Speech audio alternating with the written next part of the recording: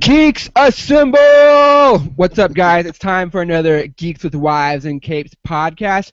Your home for comic books, superheroes, and everything superpowered on the Geeks with Wives network. I'm your host tonight, Casey at Bad Boy Comics, your editor-in-chief and comics editor at Geeks with Wives, and I'm here with my two lovely hosts and one super lovely co-host, or guest, rather. I'll let you guys decide who's who. First up, let's introduce the man from down south, Bradley Bell. How's it going, Brad? I'm doing all right. I just watched my Carolina Panthers not make the best draft pick in the NFL draft, so there's your sports reference for tonight. But other than that, I'm doing well and Drink excited. up, everybody. Yeah, excited. Yeah, take a shot. That is the You're playing Geeks the with Geeks with Wives Wives and drinking Capes. game. Yeah, anytime that Brad Bell mentions sports. Anytime that I mention Spider-Man, anytime that Agathocles talks about X-Men, you guys have to drink. Exactly. Anytime Ireland brings up cosplay. So what else has been going on in your life, Brad? Trying to, get through Convergence. I'm so torn on that. I have a love-hate relationship with that book as we speak, and I'll talk about that later on in Week in Geek. I'm also talk about that. Yeah, I'm getting a little, I don't know, I guess I'm getting fanboy worked up. My nerves are getting shot at Marvel. I picked up the last issue of Fantastic Four this week, and I'm just kind of ticked how they're pushing their Fox-owned characters to the back of their catalog. So that's kind of been my fanboy tirade for the week. I understand it's a business, though. I'm already sick of Inhumans, and we're like 4 years away from that movie ever coming out. How dare you? How dare you talk badly about my Royals in the sky? Agathocles, back from the dead. Back on the Capes podcast. How's it going, my friend? The rumors of my demise were very much exaggerated. Just like any good supervillain.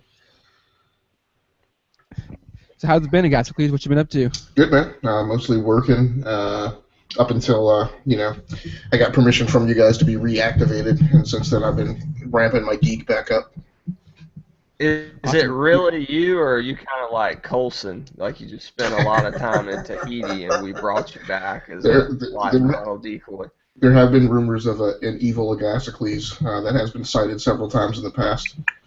We've never been seen together in the same place at the same time. Yep. I just think your return's a little more interesting. Yeah. All right, guys, so enough about us. Let's get to our very beautiful guest, the one, the only, the professional cosplaying Ireland Reid. How's it going, Ireland? Good. How are you guys? We're fantastic. How are you? How's everything going down there in cosplay land? It's actually pretty crazy. You guys caught me right as I actually had to leave class to get here for you guys. It's literally crazy. I don't think I've actually been home longer than a couple days this whole entire year. So, pretty extreme. We're so happy for you. We're so happy for the art of cosplay and the attention it's getting and the amount of praise and kind of mainstreamness it's going. So why don't you tell us about your origin story? Kind of like what was the geek origin for Ireland? What was the geek spider that bit you? I think it bit me right after I was born. Honestly, I grew up around a really geek father and geek brothers, and it's something I've always been around. I've always been affiliated with Stargate, Star Wars, comic books, NES games, any type of PC games. I mean, it's just been around forever for me. So, a couple decades. I'll just say a couple decades. How about that one? But definitely for sure. And then, about 14 and a half years ago, I started kind of loosely just making costumes just on the side and making modifications and finding stuff to actually fit my frame. And, I started doing it for other people, and I didn't think that comic conventions would become so pop culture mainstream and that it was something that would just turn into where it's at right now. And I never thought that I would be wearing my own costumes on the weekend and say, hey, this is my part-time job. I never imagined anything like that whatsoever. Yeah, that geek culture in the past like 10 years has exploded just beyond any of our imaginations when we were in high school or middle school or whatever. I talk about that all the time. I would be one of the cool kids in high school now. I could definitely relate to that. I spent a lot of my time, I was extremely overweight. I spent a lot of my time eating cafeteria lunch with my teachers or, in the art room just because I didn't fit in with anybody and nobody wanted to hear what I had to say. And no, I couldn't even sit around a table and explain what The Legend of Zelda was when it came out. And so it's just something that, for me, it's just an amazing experience. To see where it is now is just amazing, and I couldn't be more proud of how I grew up. I can tell you, as somebody who is a high school teacher, I see at least one Zelda T-shirt every week. So imagine that. Look how far we have come. People actually know what the Triforce is. Yes. It's crazy. It's really crazy. Even people who've never played the game still recognize the iconic symbols from decades ago. So it's really really cool for that. So how does one make the jump from loving these properties so much to deciding, all right, I want to take my fandom to the next level. I would like to start cosplaying or costuming at a convention. What may help you make that jump? It's never really something that I actually really thought a lot of, and the reason being is this. When I was making costumes for a publishing company you're probably familiar with called Zenscope, and they do the notorious, even more dark and decrypted version of Grimm's fairy tales. Uh-oh, be nice. They've been on our podcast a couple of times, so. No, I love them. I love them. I love Ralph and Pat and the guys, and I didn't realize that I would be wearing one of their costumes at Kamikaze in 2013, and all the feedback that I was getting from people, they were super excited about it. And when I went as the Red Queen, I had little girls coming up calling me princess, because of the tiara and stuff, and they were just so excited. And I'm like, wow, like people really accept this. People are accepting me right now, and it was the most amazing feeling to finally be accepted for who you are. And I got the opportunity to work with a company called Nerd Glam, which just did a soft launch. And they're like, hey, let's take your love of your art and your background with technology. Let's put them in, you design some crazy cosplays and let's just travel. And it's just completely have blown out of the water. I couldn't expect this. Somebody who's currently in class right now doing a master's program, I did not expect any of this. What are you getting your master's in? I'm actually doing my master's program in marketing and finance. So cosplayer by day, marketing guru by night, or maybe the opposite. A little bit. Marketing and finance is a great tool to have, especially if you're going to be in the social media world, or especially if you have any reference to anything like pop culture mainstream. And marketing is great because you know how to positively kind of market yourself, and then you can market other people in larger companies. Kind of my background actually is more towards the engineering side.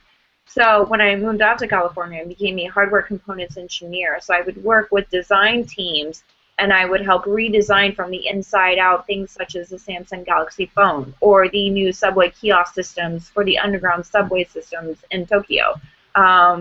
So that's kind of where my piece is and kind of my little niche, I guess you would say, from that comes from. And art is just something that I shared and love to do with my grandmother, and it just kind of just fits everything together, and it just works. It really just works. Yeah, you used a good word there, art. How would you describe the jump that we have taken as a geek community, if you will, of a jump from people dressing up as characters at a convention to cosplaying to where it is a full-on art form? People are spending lots of money on their costumes, putting a lot of work and effort in their costumes. People put more effort into one costume than I put effort in anything in my entire life. It's insane. It's a labor of love. It really is. And there's a couple definitions. So cosplaying is basically, in more or less terms, the art of dressing up in character. and a lot of people dress up in the characters that they relate to or that they are fandoms of, whether it be anywhere from a character, a doctor, or a companion from Doctor Who, all the way to the Marvel, DC's, anime, manga, all these characters, and they're bringing them to life in their own creative way. So cosplayers, in essence, are artists, and artists that actually work with props, different sewing, patterns, bringing things to life that there is not an actual pattern for. I can't go into Joann's and pick up a pattern to draw a TARDIS dress. It's just not going to happen. It's something that you've got to create and design on your own how you're going to figure out. I recently just unveiled a Victorian-style TARDIS for London SuperCon a few weeks back, and the actual corset has 65,000 individually placed Swarovski crystals on it. So they're real crystals, 65,000 of them, took 92 hours just to bling out the corset. The whole entire piece took 152 hours because within just doing the corset, what's a TARDIS without having lights to me? I always associate the inside of the TARDIS to be lit and just the heart of it. So I took 45 feet of OEM LED wire and hand sewn and tacked it into the inside of the skirt. It's powered by 3 battery packs, and it flashes in 3 different settings. So you either do it simultaneously, you can kind of do it where it kind of goes against and contrasts, or you can have it on single A. So it was taking my ultimate love for technology with my ultimate love of art, a form, and combining the two together and wearing it out of all things. So it is crazy. And I think that the way cosplay is taking such a huge leap within the media and within the acceptance of the culture itself is traditionally your comic book artists drew fantasy. So their characters were fantasy played, whether it was their props, their superpowers, the really cool, crazy costumes they wore like Iron Man. Your artists were visionaries and dreamers, and they created a fantasy. With the way that technology is, from your materials to your LED lighting to whatever it is, we're able to make that come to life, and we're able to do it based upon the specific movie or comic book or whatever you're doing, all the way to your own version and realistic kind of design of it. So it's super amazing. I've seen so many crossing of the realms, mixing like with the Star Wars to Frozen to whatever it is. I've seen so many crossovers, and it's so amazing because at the end of the day, cosplay is people's interpretation of favorite characters they love.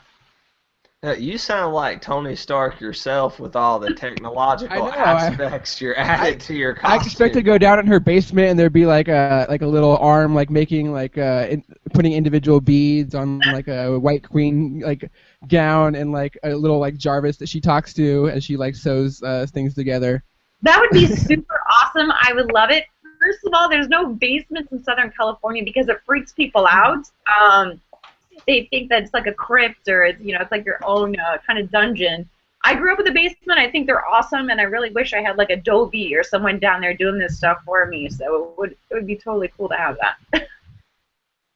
Yeah, you're right. In California, it'd be like on a roof or something. Yeah, it's like on a slope on a hill, and there's someone underneath of you, and you can just slide down into your neighbor's front yard. As much as cosplay has grown at conventions and stuff around the country, and it is huge, especially the bigger the convention, the more cosplayers you're going to see. I have a local convention here. It's a pretty big convention. Been around for about 32 years. They had Stan Lee there a couple years ago. They have everybody from Scott Snyder to Tim Sale, you name it, and they have great cosplayers. And But they don't really, they haven't chosen to embrace that yet. There's no type of cosplay contest or any type of organized cosplay panel where I know Casey has hosted a lot of events like that across the country. So is Steven, who is with Geeks with Wives as well. Do you think there's still more of an embrace that needs to take place in the geek community for cosplayers? Is there still a bit of a disconnect, in your opinion? I think there is a little bit, and this is why I think it is. I think technology is so far advanced And I feel like the culture, the pop culture of itself, has grown so fast that we're able to go on an extreme level with cosplaying right off the bat. And I think it really terrifies a lot of people because they're like, wait a minute, this shouldn't be real. Plus, you also got people that have grown up reading about all these characters, and here they are, like this full deluxe thing walking around, and they're like, no, this stays in my head. This shouldn't come out in real life type scenario. And I think it kind of petrifies a little bit. And, there's so many different angles to look at it because you have all the people who are doing positive with it and be like, yay, this is acceptance. We all can do this. If you want to wear this in the grocery store, you know what I mean? We're trying to get more of the acceptance to it and you can be whatever you want to be. You can do gender bends. You can make a female character who's originally a male. And I think that it's still such a very sketchy area that it's almost like sometimes you have to tread lightly just to like keep everything calm and at bay.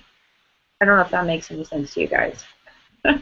No, that was a perfectly good answer, and I just wish that I think conventions can reach their fullest potential when they do embrace their cosplayers, because I have so many friends that the main reason they go to a convention is to cosplay, and that's great. I want to get them.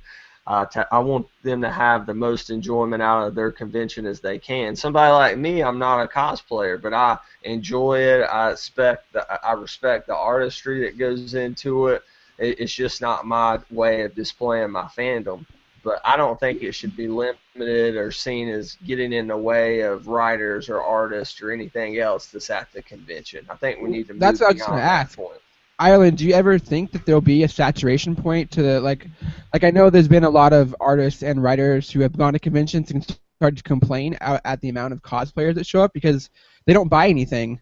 So like the artists go there to sell their works, and before they were making money selling to people who were specifically going there to buy their stuff, but now it's just cosplayers going there to show off their costumes, and they're not. I mean, this is from an artist. I don't know this from experience, but they're saying they're not making money anymore because no one's buying their stuff because all these cosplayers just show up to these things and just walk around and don't buy anything. Like, do you think there's going to be a saturation point where, like, cosplayers are going to start to become unwelcome, maybe, and they're going to have they're going to sell like a limited number of cosplay tickets and a number of like entry tickets, or you think everyone's just making money at the door? They don't give a fuck at this point. Well, I think, and this is kind of one of the things where. I understand what you're saying, and it's true. A lot of my friends are the artists, and they say if you're wearing a costume, you have no pocket, and therefore if you're in costume, you're not going to spend money. Because you spend all your money on your costume sometimes. Right, or you're there, you don't have money, but you just want to wear your costume. So I definitely have heard that argument quite often, and I've also heard a lot of the bad rap of where people are taking the costumes to kind of an extreme level, and pretty much are going with just body paint only, and it's really, people want to know where the line is. Where do we draw the line of where it's becomes right out of a comic book versus something that should not be kind of presented if there's kids there. I always laugh when I see someone. I don't laugh, but like every time I see a young female in like a Witchblade costume or a cosplay, I'm just like, how. Like, you are so damn secure with yourself. Like, how do you walk around essentially with pasties on? And like, man, that is just, like, you have to be so secure with yourself. So I mean, so that's a question I wanted to ask, and I always, whenever I get around to the point of asking this question, I always have to couch it in like 59 bajillion caveats, so somebody doesn't think that I'm coming at it from a vector that I'm not. So, Ireland, do you think that there is supposed to be a line? I think there needs to be a point where I feel like that at most, the artists, the way they draw them, sometimes I think it's so fantasy related that if you take anything else realistically as far as the costume piece and you minus it, I think it's going to run into a lot of issues where a lot of promoters are going to say, does it sell, and is this the image that we want of these people that come to our Comic-Cons? Is it going to come to a point where parents are going to say it's not kid friendly? you know. But then you also have to look at it in the aspect too, where, you know, Sunday is kids' days. You know, so obviously you know straight up the bat, Sunday is where the kids get to go. You know, choose your costumes wisely. You know, if you're going to come out as Starfire, you know, from the new Vance version of it, well, maybe do that on Friday or Saturday. You know, maybe do something low key a little bit on Sunday. I mean, Speaking of applauding Amanda, Connor, and Jimmy, is it Palometti, right? I believe it's Palometti. They're Palmiotti. Yeah, they're putting out a Starfire book, and she's like fully clothed. Okay. I was like, so as soon as I saw that picture, I was like, oh, thank you. That was breathtaking to see that. Like, I was impressed by that It's cover. still super sexy though. Like that's what I'm like. I'm glad the art is kind of starting to, like, people are starting to realize that, like, women can still be sexy and they don't have to have giant boobs and a giant butt and show half of it. Like, I have a daughter. Like, I want to give her a comic book someday, and I'm not going to give her a comic book where Sapphire is running around with, like, her labia hanging out. Like, it's just not going to happen. So. Well, I mean, Yeah. Casey, and you can join All right. us too. In Ireland, this is maybe what sometimes sounds as like my slightly more offensive question. So, but it's not meant to be offensive. It's really because, like Casey said, I have 2 daughters. I'm a geek. There are elements of things that I like that I want to expose them to, but a lot of things, you know, whether it's gaming or comics or whatever, you know, have all these things that I feel like I need to put a fence around. So again, I'm not picking on you. I'm more so trying to ask a question. So when I looked at your cosplay, right? Because I'm just trying to find a tangible example. So like what we have on our site, your Mary Jane Spider-Man costume. Mm-hmm. You know which one I'm talking about. So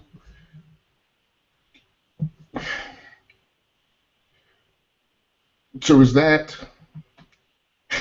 And I apologize because I'm trying not to make you think like I'm asking you a different question. So is that a costume that you would just do for a photo shoot? Would you wear something like that to a con? Should it make any difference? And then in terms of like things that, that female cosplayers wear because of the way that men behave, you know,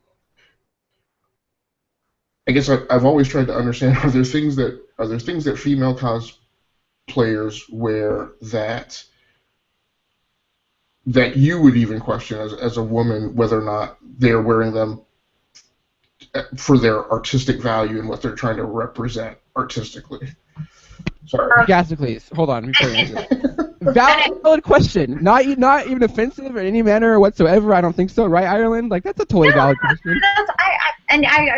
I appreciate that you went around that as far as you can without being disrespectful, and it takes a lot to disrespect me, and for me to feel offensive. So I appreciate that. I get where you're coming from. You're a parent. You got 2 daughters. You're like, where does this fall in the realm? Because you choose what filter you want to put on with whatever material it is that you're presenting to your children. I totally support that.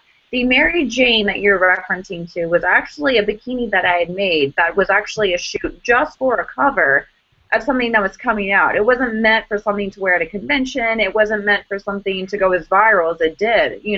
I would rather my Star-Lord go viral because I was in the Mojave and it was 106 degrees and I was in full leather and I'm dying. I'd rather wear that, to a convention. As a person, and now a lot of people look at me in an aspect of you're representing a new little kind of split off branch, and it's how you want to represent it. To me, I know what's acceptable in my eyes to wear for a Comic-Con, and I would wear something like Star-Lord. I'm not going to wear an itty-bitty little teeny-weeny, Mary Jane Spider-Man bikini because I don't feel, to me, that that's kind of something that I want to put out there in public for people to come up and take photos with.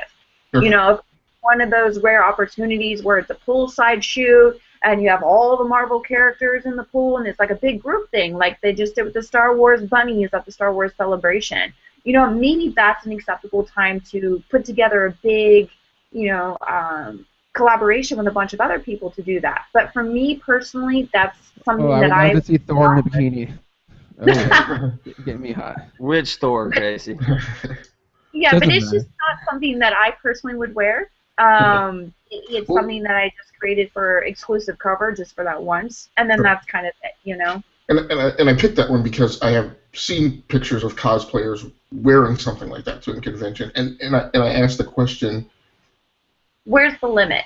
What is acceptable? right, and even conversationally and intellectually, the concept that in this dialogue that a female is willing to present the perspective that there is a limit, because the other flavor of this dialogue that I've sometimes had is women who come at it from the perspective that there shouldn't be a limit, and that and again, I'm not, however a woman gets treated at a con is not justified or rationalized because she's wearing something that's below a threshold of what should be acceptable. That's not at all Well, what I'm saying.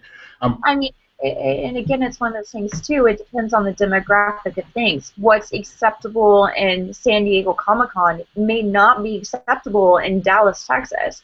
So it just Right. depends on the demographics of things too. You also have to take in consideration a lot of men dress up as WWE wrestlers with a really tight spandex bottoms on, and that's it. That's all they're walking into a con. So it's Yeah. kind of like one of those things where I could be offended both ways. Right, exactly. Well, and it's my concept of, no one should steal my car, right? The fact that I leave my car unlocked means that, doesn't mean that it's acceptable for somebody to commit a crime.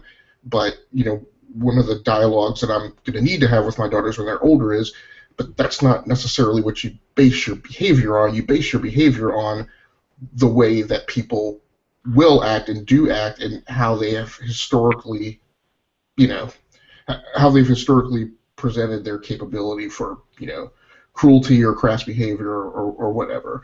I just, it's an interesting dialogue across cosplayers because, like I said, I've been in a conversation with some people who say, well, there shouldn't be a limit in a Witchblade costume should be acceptable, and my response to that is, yes, it should be. However, do you just ignore the fact that that people act certain ways? I don't know that you just ignore risks like that, regardless. So.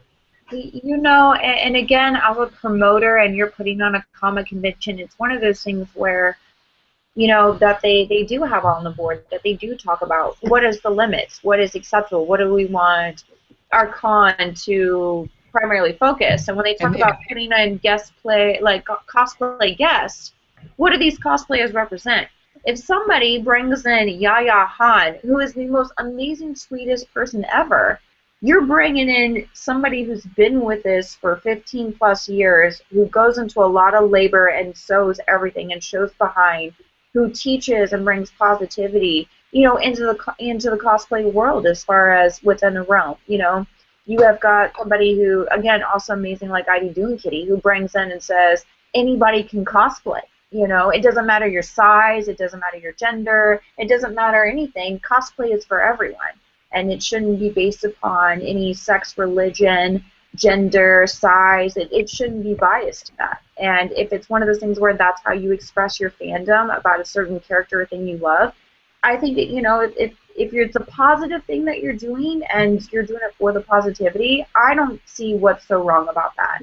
As far as the line where it cuts off to where it should be something that maybe belongs into Playboy instead, maybe that's something to you kind of have to think back of the artist who originally created that design, I mean, it's still a new subject. There's still a lot of people trying to figure out where exactly the boundaries are. There boundaries, and is there a right to even say that there should be boundaries? So there's a lot of things still up in question about it.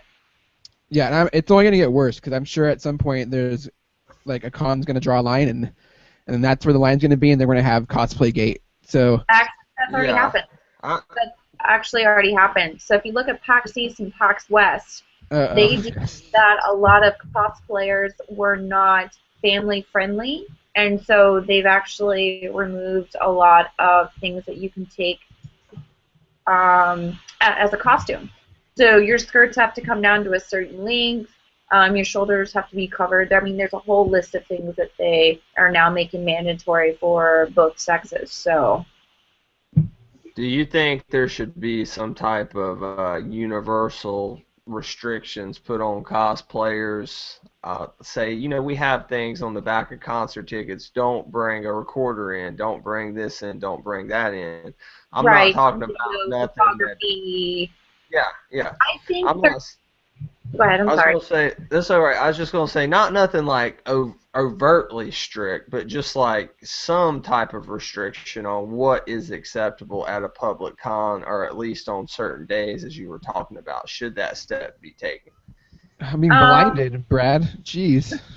That's that J.J. Abrams lens flare that's coming from my Hot Toys case. I'm sorry about that. No worries. And it's one of those things too where there's already a lot of conventions who are already putting in place like cosplay's not consent. Where if you dress up in a cosplay, it's not consent. That doesn't mean come up, grab, touch, pull, whatever. Because I don't understand that. Like, I'm sorry. Like, does that really happen to you? Like, do people really just come up to you and grab and touch you? Like, I could not ever imagine myself doing that. Like, I don't get it. Like, where are these people? Why are they still allowed to be in public? It does happen. That's crazy. And I don't really know why that there's a reason for it, but it does happen, and I'm very thankful that they did come out with the cosplays not consent, because let's say for some reason I didn't make my TARDIS very well, and somebody were to come up and touch a live wire because they were trying to grab around my waist to take a photo or whatever, and they get zapped, who's liable then? Then you got to worry about health, what if it was a little kid? And all that stuff, that's why they say like cosplay is not consent. Like some things. One less moron on the earth. Yeah, but I mean, as far as the standard across the board, I think if you're gonna cut cosplay and say these are the specifics you can only do, it kind of needs to go that way with the artists who are creating the comics. As far as like you, kind of like a comics code, go back to some type of comics code that limits how males and females can be rendered in a comic. Oh, you guys, we are getting in so much trouble for this podcast. YouTube comments now. Down with Geeks, Wives, and Capes. But is that what Ireland? Is that something like that's what you're referencing, right? If there's going to be a restriction on cosplayers at conventions, then there needs to be restrictions on how the characters are portrayed in books. Correct? Exactly. Okay. I was just making sure I got you. Because it's also, you have to take into consideration, let's say everyone wants to dress up as Black Widow. Not everyone is going to look identically drawn to the way Black Widow is drawn. Some people are going to be male, female, different shapes. So it's going to look different it could be the same exact bodysuit, but it's going to look different on 1,000 different bodies plus. Not one body is going to be the same. And so it's like something like you also have to take that in consideration. Ireland, are you reading Bitch Planet? No. Should I read Bitch Planet? Yeah, you should read Bitch Planet. You'll dig it, I think. Okay. Am I bitching too much? Am I being too much of a dick? No. It's a Kelly Sue DeConnick book. It's like a total it's like a prison exploitation movie, but it's like a feminism, how would you describe it? Agassically, it's like a, I don't want to say cheerleader for feminism, but it's like it's very like feminist aware, and it kind of try to put those ideas out there. But it's exactly what you're saying. Like they draw women and people of all shapes and sizes.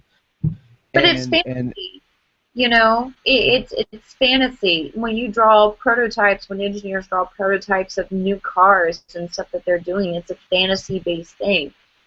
Who's to say one person's fantasy is wrong versus another person's fantasy? Then you go to it's a freedom of expression, and then it kind of like breaks it down. It's more than just is it right, is it wrong, what's this guideline, what's that guideline. It's a big whole universe that has literally been limitless for so long. How do you put a cap on that? Where do you know where to put a cap on it? Should there be a cap on it? Should there be a cap on fans? How fans, especially if you have like a professional cosplayer like you per se, on when fans go for photos or whatever, take part in a photo shoot, pay a few bucks for a photo shoot. I don't know how you handle it, because I've heard stories of let's say I know somebody here locally who was a professional cheerleader for NBA team, and they would go out. Brad, stop dropping names. Get out of here. They would go out and they would interact like before. They would have these events before the game and pose for pictures, and they would pose with everybody. And a lot of times, unfortunately, a lot of the men would take advantage of that and hug like a lot tighter than they should probably hug and things like that. So should there be restrictions put on the fans, and have you ever encountered personally any problems like that at conventions? There's always going to be an issue always somewhere, and I don't think it's how you handle it personally. Now, every time that I'm in a costume, I'm 135% professional, if not more. To me, I'm there just to represent a character whom I love, that I either grew up with or that I idolize, or that in one particular part seem like I relate to this. And I go out and I just try to keep everything as positive as possible. Like, we're all in here together. Oh, I have my 3DS, so I'm grabbing street passes. It's one big community. We're all like saying, like, keep going with the flow and all that. I never charge to have photos. When people come up, they're like, can we get selfies? I'm like, heck yeah, I love selfies. It's just keeping the positivity in the community. Not trying to, like, nickel and dime everyone. Just trying to, like, be positive throughout the process. And to me, that's all that it is. It's for me to be able to take a piece of my art, of my creation out of my head, design it in some form concept with whatever elements or materials I can find, wear it at a convention, and people to get just excited about seeing it and hearing the story behind it as I get excited about unveiling it, if that makes sense. How do you feel about cosplayers in general charging for photos? Because I have been at conventions where... Are you trying to get this girl in trouble, Brad? I swear to God, you're going to get her ostracized. Hey, my questions are not as tough as a... Turning this into fucking hardball and shit. Like, I know. People are going to be like, this bitch right here, and I'm going to be like, well, Brad over here. Sorry. I have heard people that charge for that. Again, I don't know if it's the girls or if it's the promoters. Maybe that's something that the promoters say, hey, you guys want all these cosplayers, we got to bring them in, but we're charging. I have no idea. I'm not on the back end for that. And I don't, all the girls that I've ever met have been, and the guys for that matter too, have been super amazing, super sweet, all positive, wanting the same thing, so I've never encountered, to me, where, I've seen anything negative in an aspect of an attitude-wise coming off. So then again, I don't know the logistics behind it. For me, that's 95% been the case, too.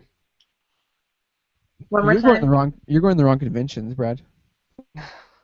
I mean, I've only ever had like one or two negative interactions with cosplayers, and it involved a lady had a very exquisite Wonder Woman outfit. She had put a lot of work into it, and it was beautiful. And she was charging about $10 a photo. Now, I don't know the story behind her, if there was a promoter or whatever. She was going out greeting fans. Was this in Hollywood on the street, Brad? Because that's a totally different thing. No, this is at a comic book convention. Are you sure? I don't know what this says, but the Were biggest there names comic and convention. stars on the ground? No, it's not that. Okay, not that. I know exactly what you're talking about. But I mean, some people look at it at the end of the day as it's a business. If I drop $4,500 plus just in, a particular costume or crystals about it, you've got to find out what your ROI is at the end of the day. Is that how much a costume costs? Is that how much what? Is that how much a costume costs? Some of them can get higher. Jesus Christ, I'm never being a cosplayer ever. It's never happening. You can make a great costume with $100. You don't need thousands, but the more detail you put into it, the more elements you mix with it, it does get expensive. So at the end of the day, I can see someone going, hey, this shit took me 3 hours to put on. Can I get some love? Like, I can see that. You know what I mean? It just depends on the person's personal situation. If that's their only job, then they need to make back what they put into it. That's their ROI. If it's something they do on the side as a part-time thing and they do it for the fun of it or whatever the case of it is, then they don't have to meet a certain quota to kind of get back what they spent. So, I mean, What are you I gonna think do? they just see Brad coming and be like, I got this sucker, $10. I'm charging him $10. I did not pay the $10. Well, I was going to ask you, I don't know, it was circulated a few websites today, a photo that went viral, a girl who made a Green Arrow prom dress was out there. And I don't know if you've seen the Are you photo. bringing up Facebook stories on our podcast, Brad? Like, what is happening right now? This is the last time. Facebook.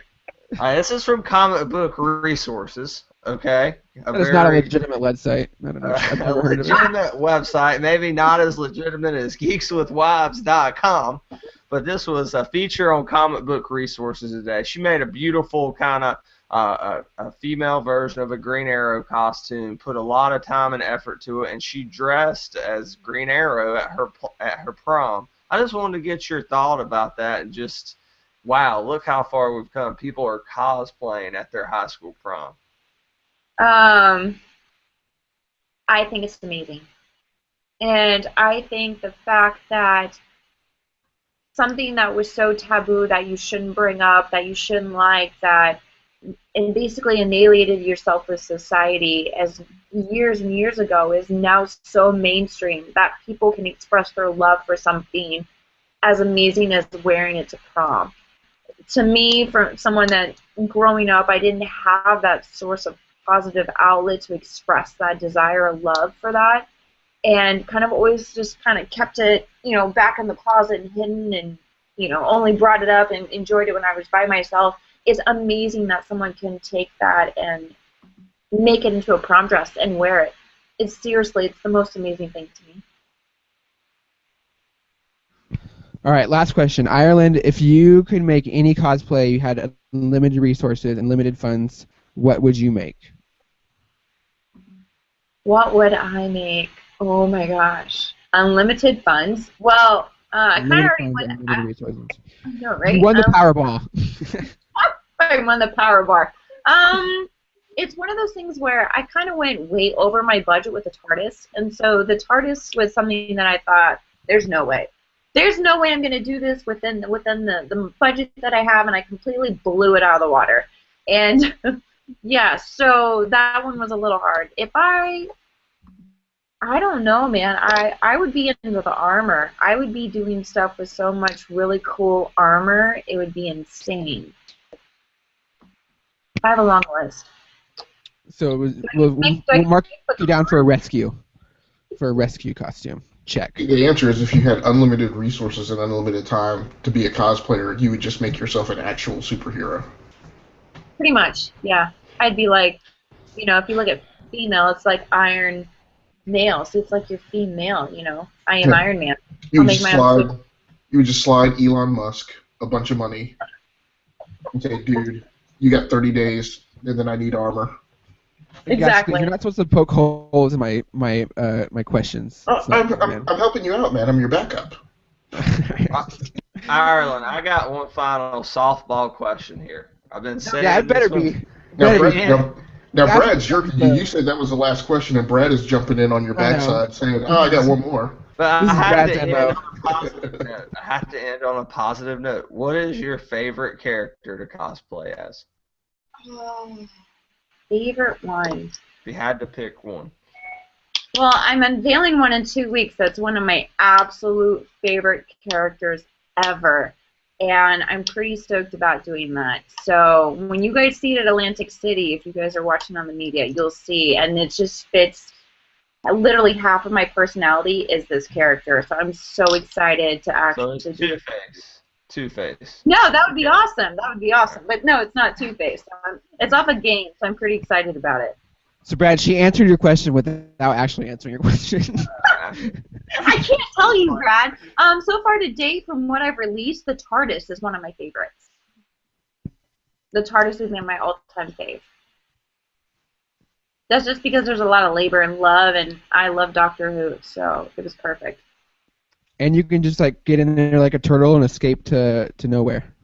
That would be awesome. Unfortunately, TSA doesn't like it when I pack it, though, so It's limited where I go. I bet TSA loves when cosplayers are traveling through the TSA line. I bet it's like their favorite thing ever. What, you want to check this giant foam sword on the plane? Sure, why not? Let's pack it up. You know, let's throw some sabers. Not to mention you have 6-inch stiletto pointed boots and all these guns and all this, and they're like, what the heck is in this luggage? You got wires, you got batteries. What is she doing over here? So, yeah, TSA checks my bags a lot, and sometimes I want to jack with them and put even more random stuff in there, but I just probably shouldn't do that. Yeah, that's probably not a good idea. You don't want to get put on a no-fly list. That really hurt the cosplay game. I'm already all getting right. on status. Let's not chop it down any further. I like my upgrade. Let's go into our week in Geek. So now we're just going to talk about anything geeky we did this week, like the comic books we read, or the TV shows we watched, or the movies we watched, etc., etc. So, Gassically, since I haven't heard from you in a while, let's start with you. What did you do this week in Geek? In Geek. Well, let me start with a tiny bit of tech and get that out of the way. So I restored my Moto 360, which has been sitting on my shelf for a few weeks because it was acting a little buggy and it was pissing me off. But one of my coworkers got an Apple Watch this week, so I decided to bring mine back to life. And because I wanted to kind of, I didn't want to buy an Apple Watch myself, but I did want to kind of have some chance to compare and contrast the two. Typical nerd. I gotta go show this guy up now. I gotta get my fucking mobile watch. Okay.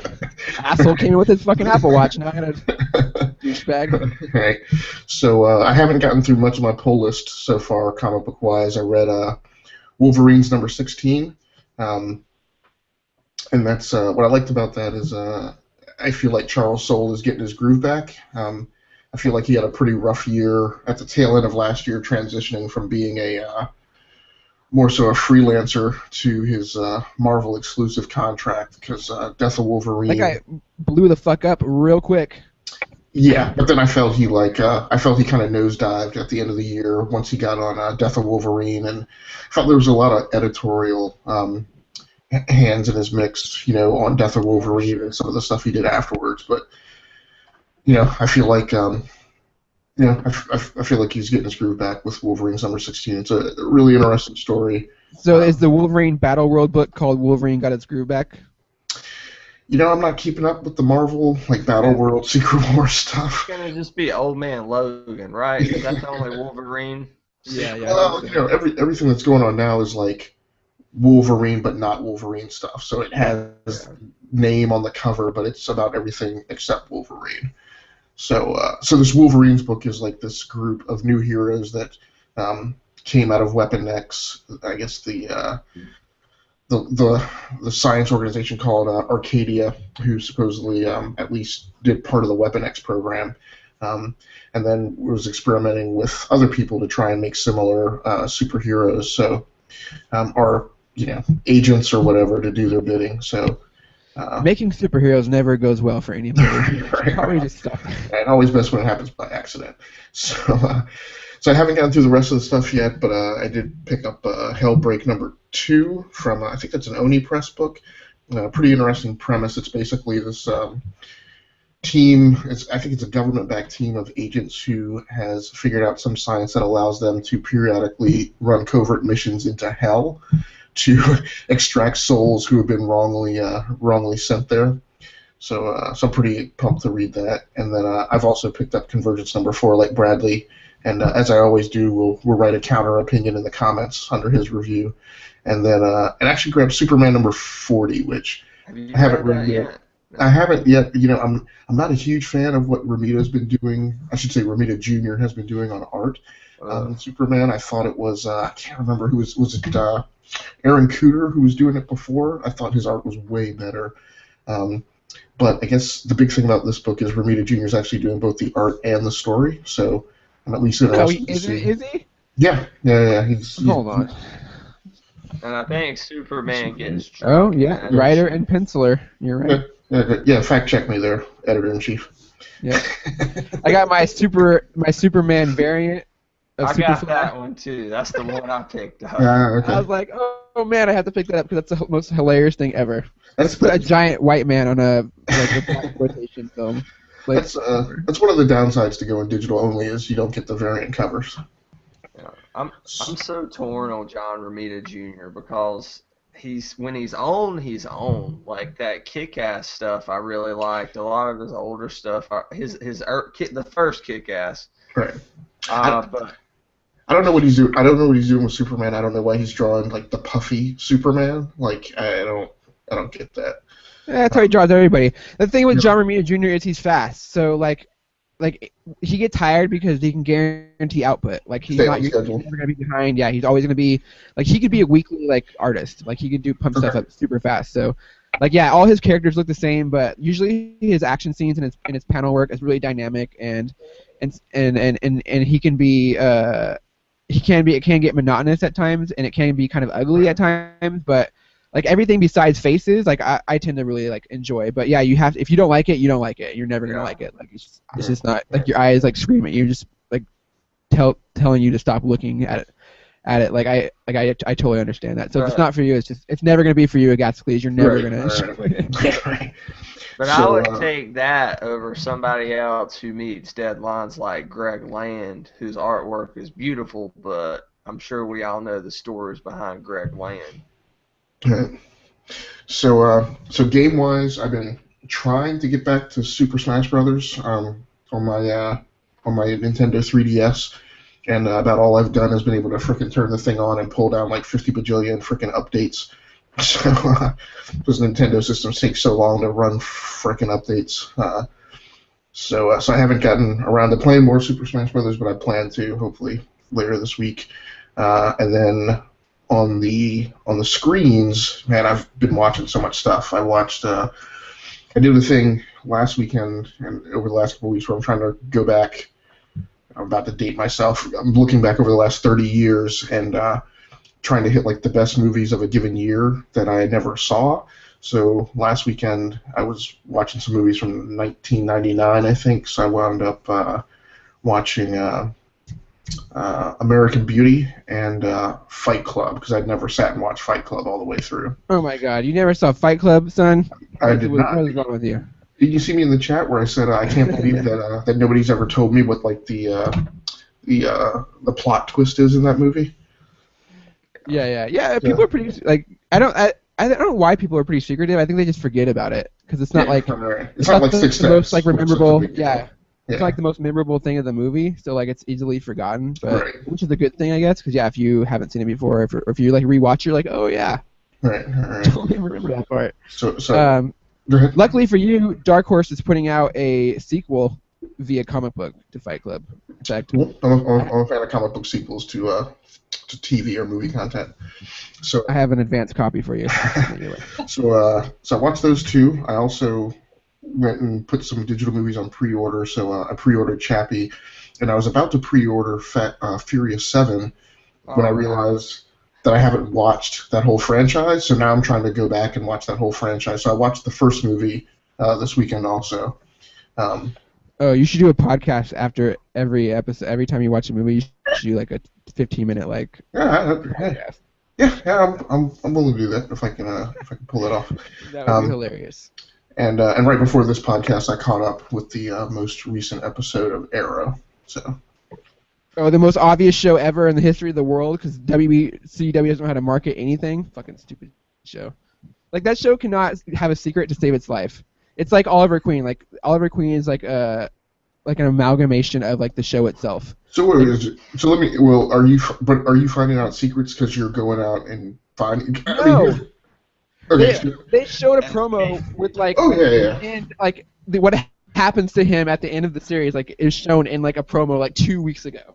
Oh, really? See, I never watched that stuff, so I just don't. So, it was right after the episode. It wasn't like they hit it. Like it wasn't like I had to go find it. It was like next time on Arrow or whatever. Instead of doing that, they're like the rest of the season on Arrow, and then like the totally like one of the shots, and there's like, oh, this is what happens. You can totally tell what happens. Yeah, so I don't watch it on broadcast TV, so I don't get exposed to that stuff. I got a season pass on Google Play, so I just watched the episode. I don't like. I watched the promo that you. La dee da, Mr. High Tech technology over there. Are you a cord cutter? Oh yeah, absolutely. Yeah. See, I would be if it wasn't for sports. I would be a cord. Yeah, if you're a sports fan. Drink up, everybody. Yeah, but that's huge. I'm making a professional living out of figuring out how to keep myself from being exposed to all the spoilers and look aheads. Yeah, you're doing a really good job because I don't know how you miss that stuff. I did watch the one. I did watch the one you posted in the chat or wherever you posted it. So I saw that Katana is going to be on. Oh, I didn't post that shit. That was Everett. I'm playing that shit on here. Yeah. And I knew once again, shown in a promo, so it's like right. But that's cool because I mean we knew that was coming. The thing I've been trying to figure out who it was going to be because it seemed like they were kind of maneuvering to have either Tatsu or Thea or Nissa eventually potentially become Katana. So yeah, we will see. All right, Ireland, you're up. What was your week in Geek like? With what little time I did have, so basically, technology aspects. I pretty much spent around my time realizing that I need to upgrade pretty much I need to customize a whole entire new rig, my graphics card, my processor, everything blows. So my Twitch stream hasn't been there because I have to redo it all. So I spent a lot of time researching. It's okay. Twitch hasn't been there either, so you're not missing. I know, right? I know. I basically was having issues with my printer and the wireless connection, so I created a static IP address. Woohoo, that's exciting. This podcast is getting nerdy tonight, everybody. Put on your fucking foil hats and start writing code, because this shit is getting nerdy. Oh, geez, thanks. So other than that, it wasn't really too much technology-wise. As far as gaming, I've been trying out a few new games for the 3DS. So the Harvest Moon franchise just kicked out Story of Seasons. So I've been kind of playing around with a little bit of that and seeing if it's any better than the last release from the one they just did back in the fall. So which was more like a Minecraft-esque type of thing, and it wasn't really up my alley. Now, So, Ireland, do you have a 3DS or an XL, or do you have one of the new models that just came out in February? Oh my gosh, I wish it was here. So I have the new Majora's Mask 3DS. Okay. All right. Would they ship like 2 of those to each GameStop in North America or something? Actually, no. I was watching the forums and stuff, and when I found out they had released it on Best Buy, I jumped in and put in a pre-order, praying that it stayed through. So, needless to say, I was having a heart attack until I got that tracking information. Right. I think I called the warehouse. They canceled a ton of them. I'm telling you what, I was having a mass heart attack. When I saw that box on my doorstep, I literally ran out of the vehicle, grabbed the box, ran up and down the street screaming, "I am the champion," over and over and over again. So I was stuck with that. Like, there goes that weird redhead again. God, what the hell's wrong with that bitch? Anyway, and I got the Skull Kid collected figurine, the collector's guide. So it was kind of like a great little package that I had happened to nab. So I take that one around. I collect them and I use them. So I have the Pikachu, the Charizard, the Pokemon X and Y, both red and blue. I mean, I play with them all. I take them to the shows. I street pass. People see them. People ask them. Right now, carrying the gold Majora's Mask, it's like the holy grail. So people come on, they're like, "Oh my god!" I'm like, "You want to touch it? You want to touch it? You know?" So that's pretty exciting. When I'm traveling and stuff, it's really hard for me to log in from my laptop doing my World of Warcraft or my League of Legends or Hearthstone. So 3DS is pretty much my little go-to since nothing's been really released for the Vita, anything of late. So it's kind of standstill for me. So kind of limited with those elections. Makes a good paperweight. Yeah. And I liked how they talked it up, and they're like, "Oh, you can interact it with the PS4 when it comes out, and it's going to be like a full controller, and it's going to be awesome." And then it just kind of was left hanging. Yeah, that's a whole podcast talking about the death and demise and the ultimate failure. How dare you? Failure. I can say failure of the PlayStation Vita. I use my Vita every single day. So, in that, the only thing that I've watched or have had time to watch this week was I'm just trying to catch up on a lot of anime and manga. So I've been kicking on some like not relatively mainstream ones that a lot of people have heard of, but Devil's a Part-Timer. So I've been catching up on a few of those episodes, and then an anime way back from the day called Moon Phase. So that's pretty cool. Been checking out onto that. Plus, I finished up watching Hellsing Abridged a couple weeks ago, so doing pretty good. I'm trying to catch up. I'm trying to get on the level here. You are punching that nerd card like super. You're earning like a Death Star at this point.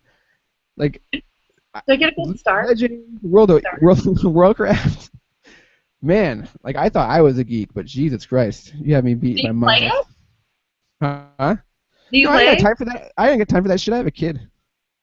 I Okay, can well barely then. I can barely play Mortal Kombat. Like I'm lucky to get a couple rounds in. Of that. I love. I have that same problem. Mortal Kombat 10. Oh, I love Mortal Kombat, and it's disgusting. I should not be playing that game. I am a father of a young child, but God, I love ripping people's heads off. Like it is so satisfying. There's nothing wrong with that. And all jokes aside, I was playing EverQuest when EverQuest came out on dial-up. Imagine that one. Where have you been all my life? A hermit living underneath the desk. I know.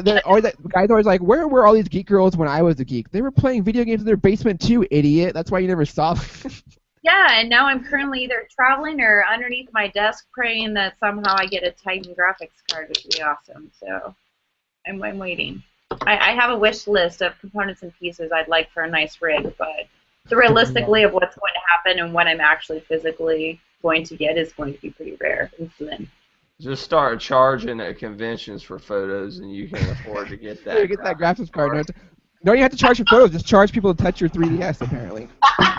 You want to touch it? It's $15 to touch it. $20 if you want to hold it. I gotta get that card. If you want to lick it, we can talk after the show, but that's going to cost a lot.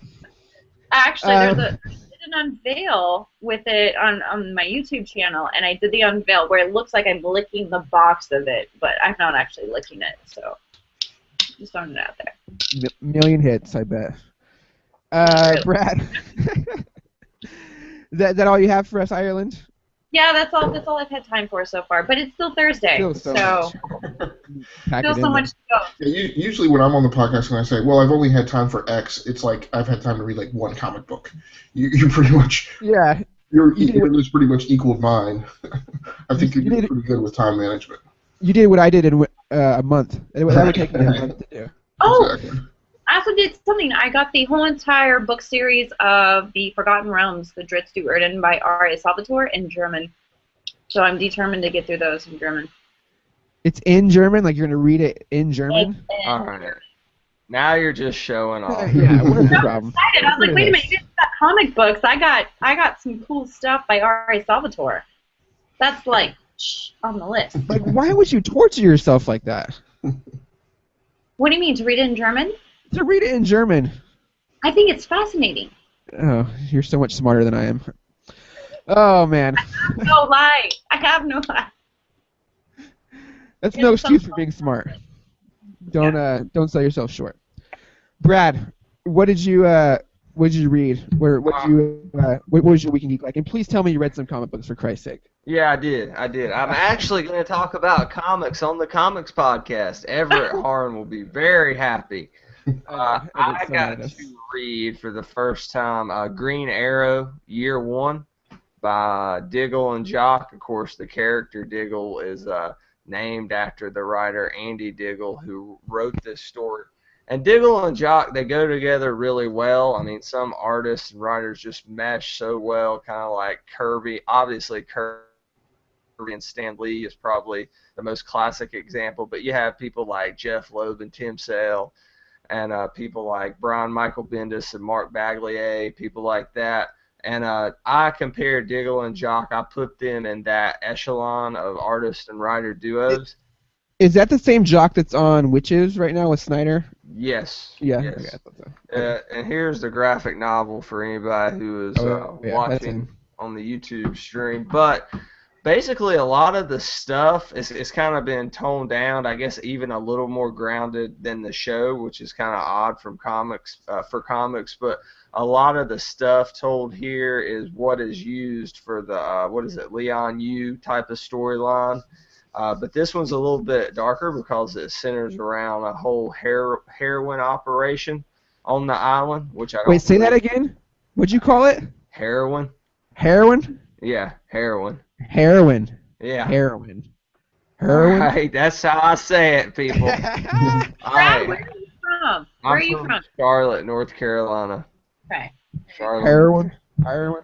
So, Brad, was that? I'm sorry. Did you say that was year 0 or year 1? Let me make sure I'm right. Yeah, year 1, Diggle and Jock, Green Arrow, year 1, and it kind of it modernized the character, set up a lot of stuff from the show. I don't know what year this original run took place. I think it may have been as early as maybe '03. I'm not sure if it Yeah, I was was gonna say I that think it's early. like no, because I don't think Jock's been around that long. No, I don't think so. I'm not I want to say like 05 or 06. '05 or '06, but We I'd all have phones read we can look at.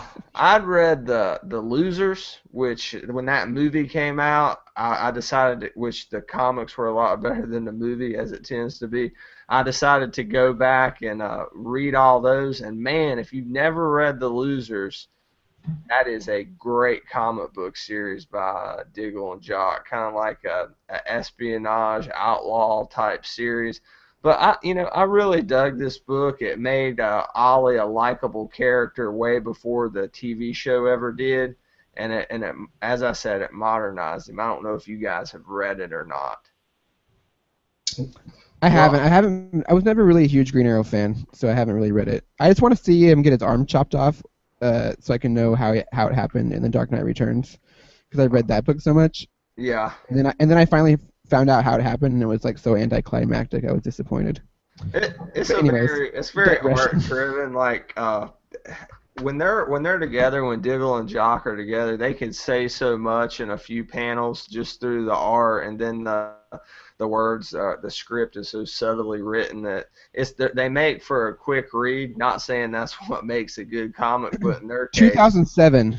2007. Okay, Yeah. so yeah, it was a little bit ago, almost 10 years ago. But I recommend that. I'd probably give that about 9 out of 10 if I was rating it. Besides that, I read Convergence #4. You can check out my review on geekswithwives.com. I'm torn on this one, guys. I'm torn on Convergence as a whole. I know Gassicles and I are going to attempt to do a Convergence podcast here on Monday and have that out sometimes next week. You guys are going to converge and do a Convergence podcast? Exactly. And oh, yeah. I feel that this book is filled with all these great emotional beats that if you've been reading DC Comics for a while, especially if you're a Batman fan, and even in the earlier issues, a Superman fan, that there's going to be a lot of things here that you're going to love and you're going to connect with. And reading the spin-off books based on the characters, if you connect to a certain character throughout the DC mythos, you're going to enjoy those on an emotional level as well. And I enjoy that part of it. However, I'm worried it's going to be, and I wrote this in my review, a little bit inconsequential, that I know we're not calling it the New 52 continuity, but everything is so important, all these different multiverses, and I understand it's primarily a Earth 2 driven book. It's the Earth 2 team. But Agassicles, do you think that this is going to have, and it don't have to be a good story, that's not what I'm saying, but do you think there will be any type of twist or pivot to maybe bring this back to the main DC continuity? Man, I don't know. It's so weird to me, and I think in the comment I put on your Convergence 3 review, and I think I've maybe written it somewhere else. It's so weird to me that you follow this thread all the way back, right? This event, which they're calling Convergence, is really the Justice League War, which spilled into Forever Evil, which spilled into Earth 2, World's End, Future's End, and now we're at Convergence. And in that final, those latter 3 event strings are about everything other than the New 52. Yeah. But the New 52 was supposed to be such a big deal, so it almost feels like it's an alibi story. We admit that the New 52 sucks, and so we're going to do this Earth 2 stuff and see how that does, and then at some point, juggle them and make a decision about whether or not we make the new continuity about some mashup between New 52 and Earth 2. And that's or if we just drop the whole Earth 2 string and end it, with the story. And when they were dropping the New 52 off the books, getting rid of that, I figured that surely it would tie into the main continuity somewhere. And I mean, I've read issues 0 through 4 and a handful of tie-in books. I mean, there's still half of this series left to finish. And they got the whole Divergence, which is coming out this week. Don't even get me started on that shit. Like, I don't even, like, I'm like, wait, what? Like, where did this come from? Like, we have Convergence and Divergence and Insurgence, and it's the same pattern, right? They did Blackest Night, and then when you thought you were done reading like 79 flippant issues of Blackest Night, then they came out with Brightest Day. Yeah. And I'm just like, dudes, when does it end? Like, I don't want my life to be about reading event after event after event after event in the DC universe. I'm like, run an event, take it back old school, run your event once or twice a year, have them over and done with, and then just get back to the normal continuity. So here's my question. So we know that, like, before all this was happening, that the Anti-Monitor was supposed to be like the next big like event. Like, is that still happening now? Like, where, like, because aren't they wiping out New 52 after Convergence? So like this whole like the Forever Evil stuff, that was all leading up to like the Anti-Monitor showing up. Like, is that not happening now? And I think he's even in Justice League 40. I don't know. I didn't get my issue. Yeah, he did show up in that, I think. So, like, I don't know. Yeah, I'm with you, Gasly. Like, I just don't know what the fuck's going on over there. I don't know what they're doing with their movies. I don't know what they're doing with their comic books. Somehow TV is like working out really well for them. Right, TV is like the best thing going in the DC universe. And before any viewers like get it twisted, Marvel is not doing any better with the whole Battle World, Secret Wars, 2 other mishmashed events all threaded together. Miles Morales and Peter Parker living in the same place. I don't know what the flip is happening over there either. So it's like the summer of chaos, and that's supposed to get us excited. Do you think that they're like we're not making any fucking money? They're both collaborating together. Yeah. They're like, we're not making any money off this shit. What if we just like find out a way to fold the comic book industry and just put all of our efforts into making movies, and then we'll make like way more money and not have to fucking worry about these stupid books. No, I don't think they're doing that, but I could totally like see that happening. Like, this is like an evil, like they end up being like evil like masterminds. Right. Casey, like you're joking. I get it, but I feel that Marvel, in some ways, I'm pissed off at Marvel right now. As I said in the opening, like, I'm a lifelong Marvel zombie, Marvel fanboy, whatever. Does it make you want to do heroin? No, not quite that bad.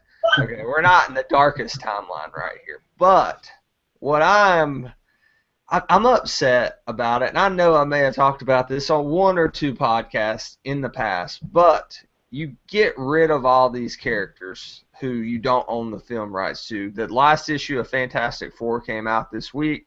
We have no Fantastic Four book. Deadpool's dead, which I'm sure he'll come back. Wolverine's dead. And Casey, you've already speculated, and I think you might be on to a good point, that when they bring Wolverine back, he will probably be an Inhuman. So I just feel like they're compromising the integrity of their publishing line at Marvel to push the film properties, and it just upsets me a little bit, because to me it should be 2 separate entities, even though I realize it's a business, but hey.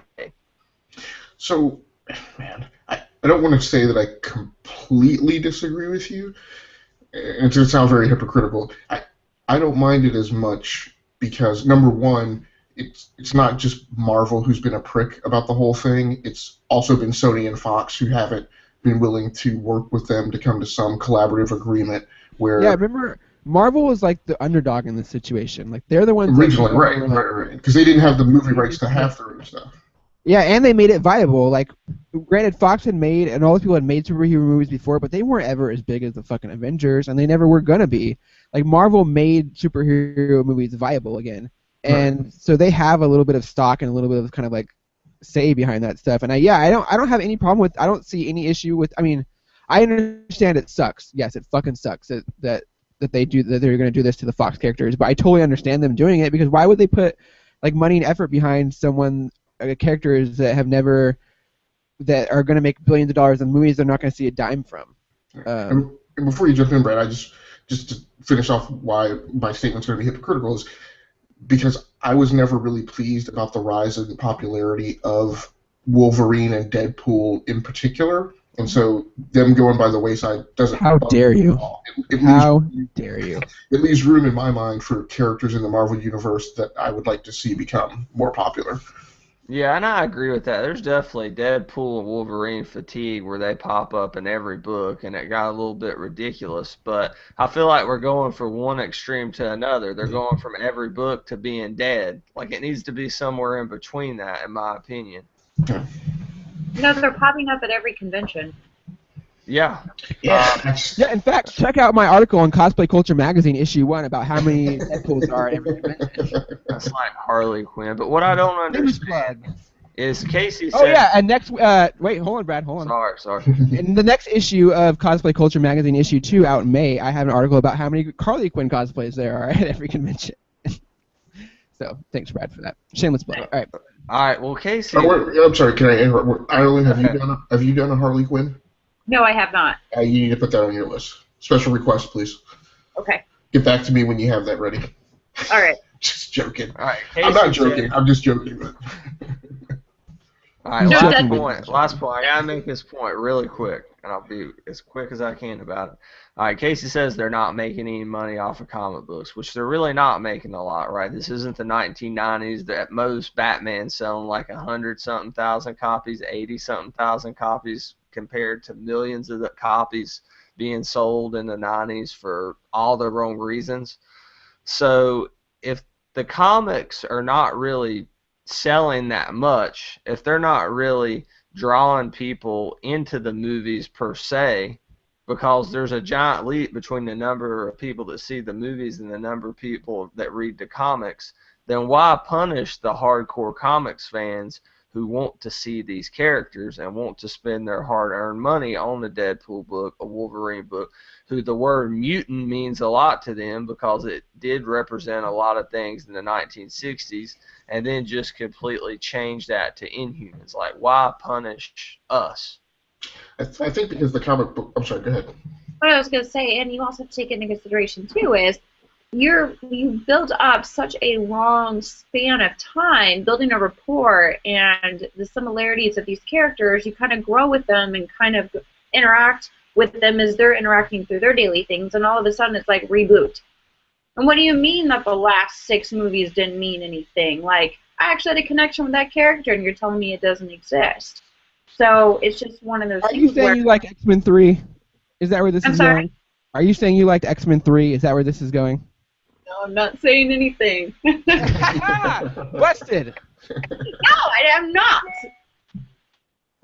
I neither say yes or I neither say no. I'm not going to say anything negative in that aspect. However, it's frustrating. You know, it's really frustrating. It's like now with the Star Wars thing, they're saying that the alternate universe doesn't exist anymore. Well, the legends as they call it now, not the expanded universe anymore. But I don't know. Yeah. I don't think that the comics draw as many people into the movies. Maybe it works a little bit in the opposite way, but the numbers are such a gap. I think they are an enabler, and they are the thing that maintains relevance in between the spans of years that bridge the movies, and also they're a generational interest driver, right? So as you have the next generation of moviegoers coming up, right, wrong, or indifferent, lots of kids will wind up getting exposed to the comic books first, and that's where they will initially build relationships before they're going to see those movies. And also just in terms of zeitgeist and keeping those characters and the dialogue around them relevant in the social space and on the internet. When you've got 12 comic books coming out a year, there's a conversation around that. When the movie comes out, people view it for its 2 hours and then it's over, and they don't really continue talking about that as a continuing story. So if you nosedive that interest in Wolverine, right, or interest in mutants, and build it in something else. So what they're doing right now is they're driving a lot of interest into the concept of the Inhumans. Yeah. And that's going to wind up hooking people and pulling them along to go see them portrayed on the big screen. Well, I mean, also, like, I think another thing, too, is what's really selling in the comic book industry is the older comics. You know, now that the generation that grew up with these comics or whatever is now watching the movies can actually have the jobs to go back and buy the comics that they had as a kid that they no longer preserve, or the comics their dad had, you know, and I see where they see that's a lot of income. I think that because the way that society is, with the way everything is on a rapid pace, that they throw in a movie to generate interest in a vast majority of ages, whether they're young to they're old, and then maybe that'll draw the interest to go back into the comics. Oh, where did this come from? Where did that come from? Maybe they're looking at it as like one way to expand and hit mass market. Well, I've dropped all my Marvel comics off my pull list except to Spider-Man and Hawkeye. Wow, really? Yeah. That's a big statement. I'm really upset, and this is coming from somebody who was more invested in the Marvel universe than he ever was the DC universe, but I don't know, it's just really rubbed me the wrong way. And I know that's some maybe a little bit outlandish fanboy action that I may eventually revert on, but I'm not reading Secret Did the comic shop owner be like, had to like come to Jesus moment with you, where he like sat down and was like, Brad, are you sure that you really want to do this? Like, I have kids to feed, and I have a daughter going to college next year. Like, I kind of need you to keep that books on there. Can you do that? I think that here's my deal: is I'm waiting to after Secret Wars, and I'm gonna see what all the new number ones are gonna be, and if there's a X-Men book in there, I'm gonna pick it up. You know, so you gotta get that hot Drax the Destroyer #1. You know that character's been dying for a solo series for. Can we talk about 2 years? We gotta talk about CM Punk. Hold on. Let me get through my Week in Geek. We'll do one story because we're way over on time already. I'm sorry. You can rant about CM Punk for a few minutes. So what I read this week, so #1, if you read comic books and if you love Batman, this is a must-read issue. So Batman 40 came out this week. I will not. Have you guys read it yet? Agasicles, Brad? And it's sitting on my nightstand right now. I can't. I'm not gonna spoil it, which sucks because I really want to talk about it because it is probably the best Batman book that's been written in a really, really long time, probably like 5 years or so, maybe 10. I don't know, but it's fantastic. It's got the most brutal, like, bloody, like, drag out, balls out fight scene ever in a Batman comic. It's fantastic, and the ending is something I totally never saw coming, and it's amazing, and I really, really enjoy it, and I really am mad that I can't talk about it because I really want to fucking talk about it next week. And, you guys read it, so that sucks. Well, you don't have to hold off for me because I'm not reading it, but Brad might be getting it. I don't want to. I mean, yeah, right. I know. I don't want to spoil it because I mean, if you've been paying attention to the internet today, like you probably know it's been spoiled, which is weird. Like I would have thought like this would have been unavoidable news, but apparently it is totally avoidable. So because Brad has not heard about it yet, but I have not clicked on any like Scott Snyder Batman article. But it's not in that like.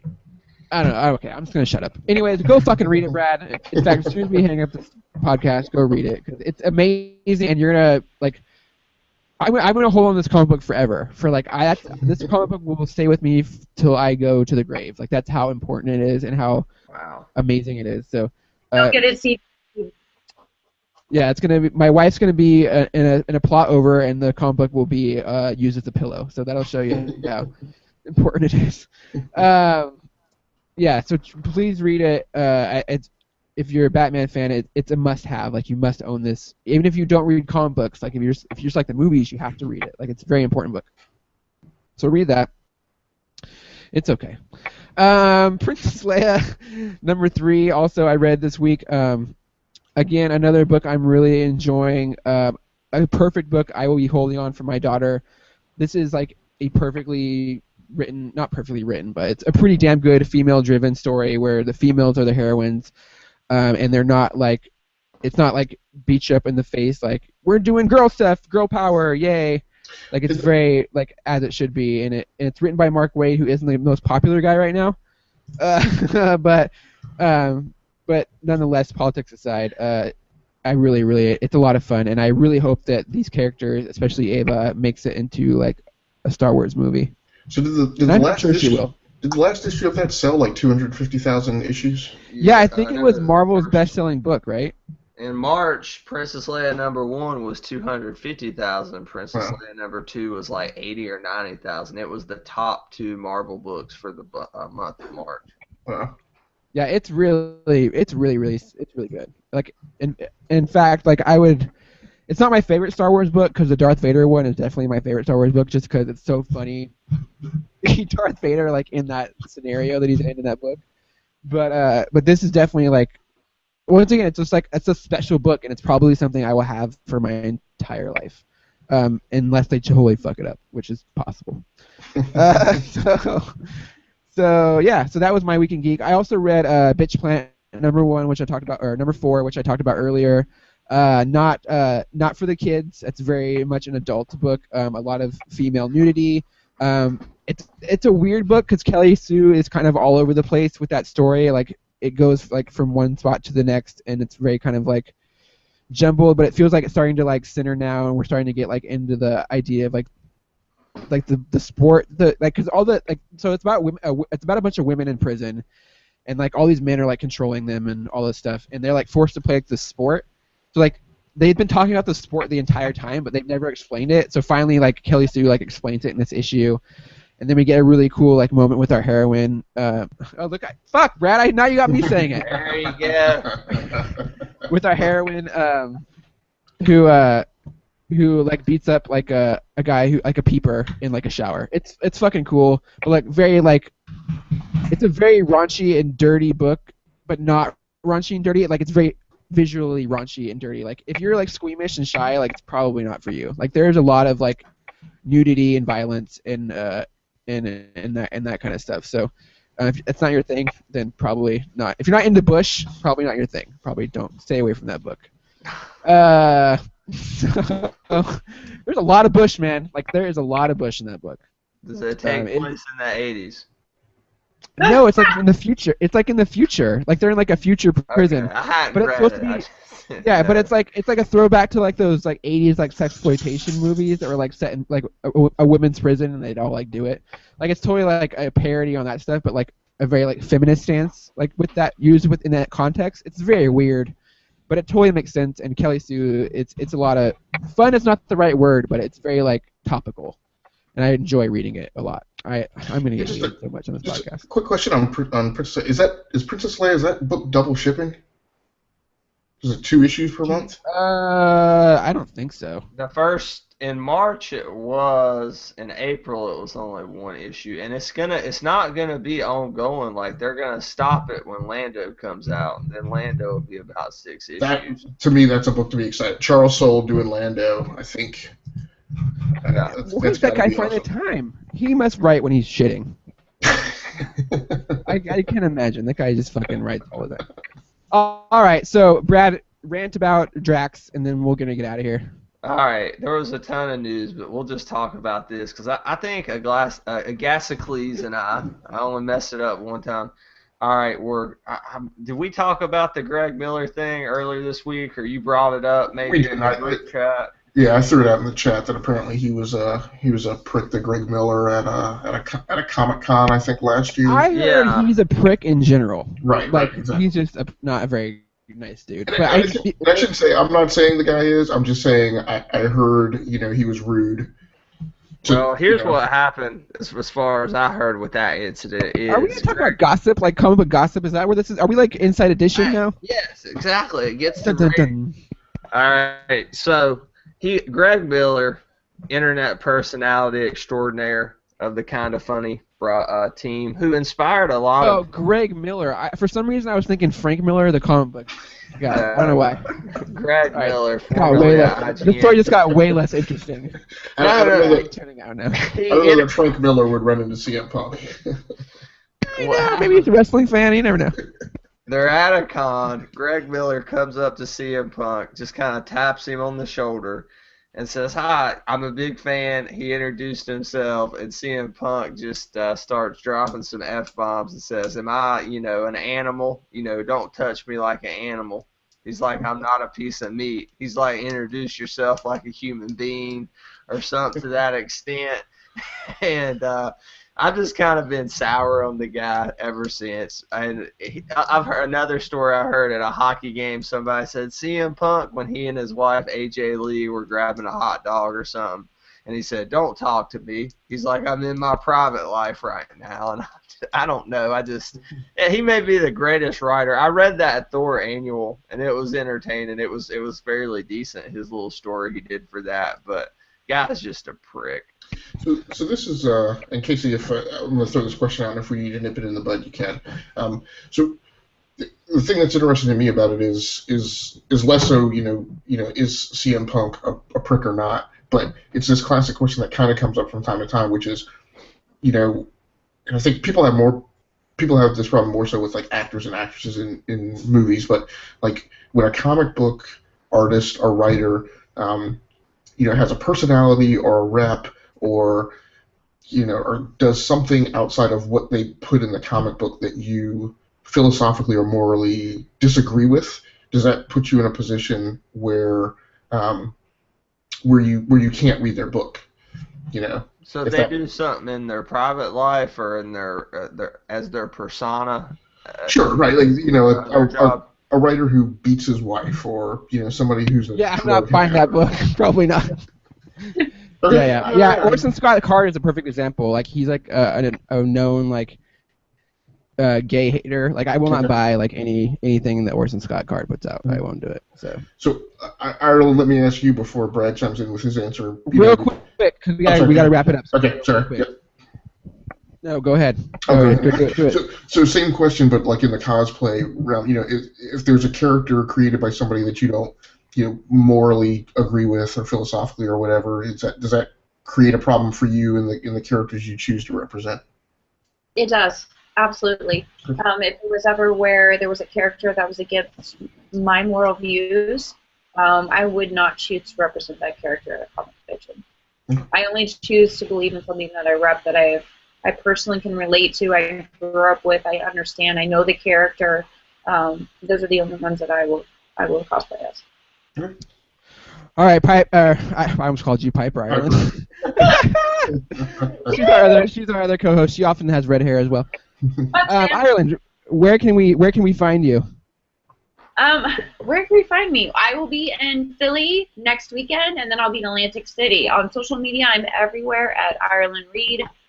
On Instagram, Tumblr is official Ireland Reid. My website, which is irelandreid.com, features blogs, links to my YouTube where I show behind the scenes of how I make a lot of my costumes, loot crates, nerd block unveils, random ramblings, and much of other things. So I'm pretty much everywhere. Beautiful. Yeah, guys, go check her out. Thank you so much, Ireland, for coming on. It was a pleasure having you.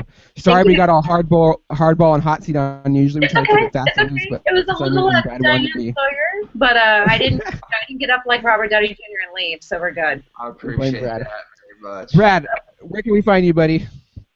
Well, as I always say, as long as you don't kill me off before the 100th episode of Geeks with Wives and Capes, you can find me at geekswithwives.com.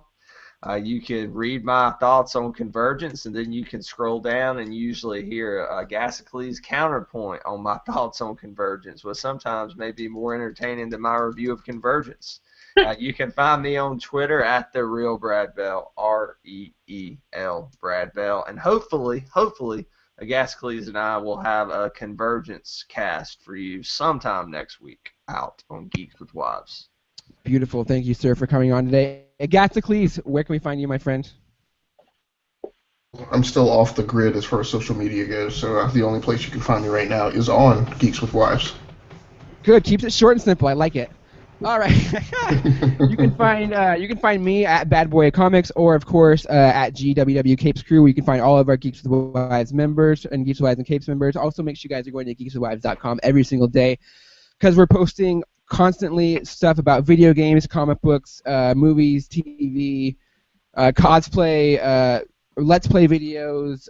What else we got up there, Brad? Tech stuff. Everything's going on all the time at Geeks with Wives, so make sure you guys are going there. Make sure you guys are checking out all of our other podcasts, like the Geeks on Screen and the Video Game Podcast and the Corey's Dungeons and Dragons podcast. We got something for everybody, so make sure you guys go and check out Geeks with Wives. We have a lot of fun over there. And if you ever want to contribute, let us know. Just send us an email, and we'll happily get you published on our site, and you guys can talk about stuff like we do. So that's it for the Geeks, Wives, and Capes. Thank you guys so much. Thank you so much, Ireland Reid, for joining us, and we will catch you on the Geek side.